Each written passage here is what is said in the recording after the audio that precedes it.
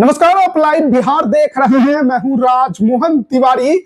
देखिए, देश की राजधानी दिल्ली में आज बड़ा सत्ता परिवर्तन हो गया है, क्योंकि आम आदमी पार्टी को जनता ने इस बार 2025 के विधानसभा चुनाव में नकार दिया है और बीजेपी वहां पर प्रचंड जीत के साथ दिल्ली में सरकार बनाने जा रही है। लेकिन हम आपको बताने जा रहे हैं कि बिहार की दो राजनीतिक पार्टियां, एक जनता दल यूनाइटेड और दूसरी लोजपा रामविलास, जिन्होंने दिल्ली में एनडीए की तरफ से अपने अपने कैंडिडेट उतारे थे, आखिरकार उनका हाल क्या हुआ है। देखिए, चिराग पासवान की पार्टी लोजपा रामविलास देवली की सीट पर कैंडिडेट उतारी थी, लेकिन हश्र बहुत बुरा हुआ है। लोजपा रामविलास के कैंडिडेट को बड़े मार्जिन से हार का मुंह देखना पड़ा है और अंतर लगभग 35,000 से अधिक मतों का है।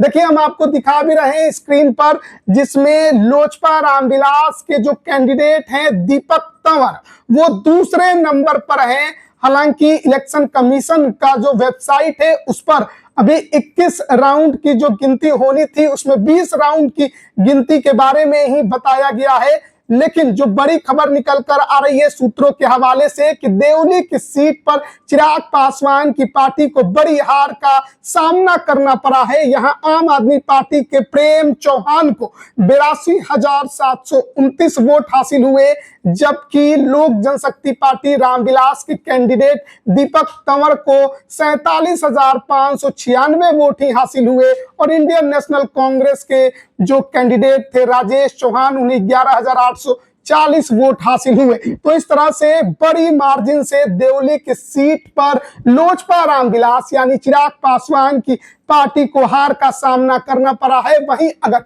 जनता दल यूनाइटेड की बात करें तो बुरारी की सीट पर नीतीश कुमार ने अपना पहलवान एनडीए खेमे से उतारा था और यहां भी हश्र उनके लिए भी बुरा है और उनके जो कैंडिडेट हैं शैलेंद्र कुमार, वो काफी पीछे चल रहे हैं। हालांकि अभी यहां पर गिनती जो है मतों की वो जारी है, लेकिन संजीव झा यहां पर आम आदमी पार्टी कैंडिडेट जो है वो बहुत बड़े मार्जिन से आगे बढ़त बनाए हुए हैं।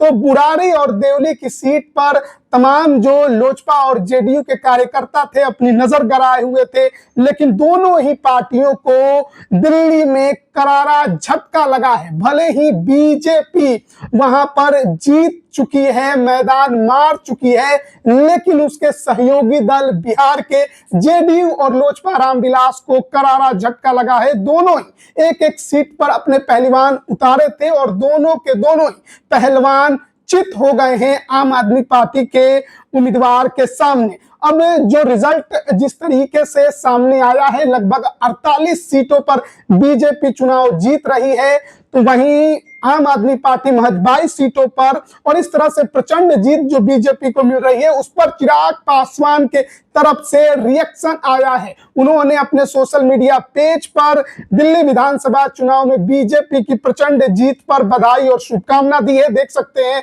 आप अपने स्क्रीन पर, चिराग पासवान लिखते हैं कि दिल्ली विधानसभा चुनाव में भारतीय जनता पार्टी को मिली प्रचंड जीत की हार्दिक बधाई एवं शुभकामनाएं। यह जीत प्रधानमंत्री आदरणीय श्री नरेंद्र मोदी जी, गृह मंत्री आदरणीय श्री अमित शाह जी, भारतीय जनता पार्टी के राष्ट्रीय अध्यक्ष श्री जेपी नड्डा जी के कुशल नेतृत्व का परिणाम है। एनडीए के डबल इंजन की यह जीत केंद्र सरकार के विकास के कार्यों, केंद्र सरकार की नीतियों और दिल्ली की जनता के विश्वास का प्रतीक है। मैंने भी एनडीए की कई सीटों पर प्रचार किए। चुनाव प्रचार के दौरान ये स्पष्ट दिखाई दे रहा था कि दिल्ली की जनता इस बार बदलाव चाहती है। दिल्ली की जनता ने जिस तरीके से भ्रष्टाचार के खिलाफ वोट किया वो काबिले तारीफ है। प्रधानमंत्री जी के नेतृत्व वाली एनडीए की सरकार दिल्ली को स्वच्छ और विकसित बनाने के लिए प्रतिबद्ध है। देवली की सीट पर मेरी पार्टी लोक जनशक्ति पार्टी रामविलास को मिले जनादेश का मैं सम्मान करता हूं। अपार जन समर्थन के लिए दिल्ली की जनता का आभार। तो चिराग पासवान ने जहां एक तरफ बीजेपी की जीत पर तमाम बड़े नेताओं को बधाई एवं शुभकामना दी, तो वहीं देवली में मिली हार पर भी उन्होंने कहा है कि जनता के जनादेश का मैं सम्मान करता हूं। तो ये चिराग पासवान का पहला रिएक्शन था जिस प्रकार से दिल्ली में बीजेपी को प्रचंड जीत मिली है। अरविंद केजरीवाल जो है वहां पर अपनी भी सीट नहीं बचा पाए और वहीं जो मनीष सिसोदिया थे वो भी चुनाव हार गए। तो बड़े बड़े आम आदमी पार्टी के नेता इस बार 2025 के विधानसभा चुनाव में धराशायी हो चुके हैं और बीजेपी ने यहां पर प्रचंड जीत हासिल की है। आम आदमी पार्टी की सरकार यहां अब लगभग तय हो चुका है कि जा चुकी है और बीजेपी यहां पर प्रचंड जीत के साथ अब सरकार बनाएगी।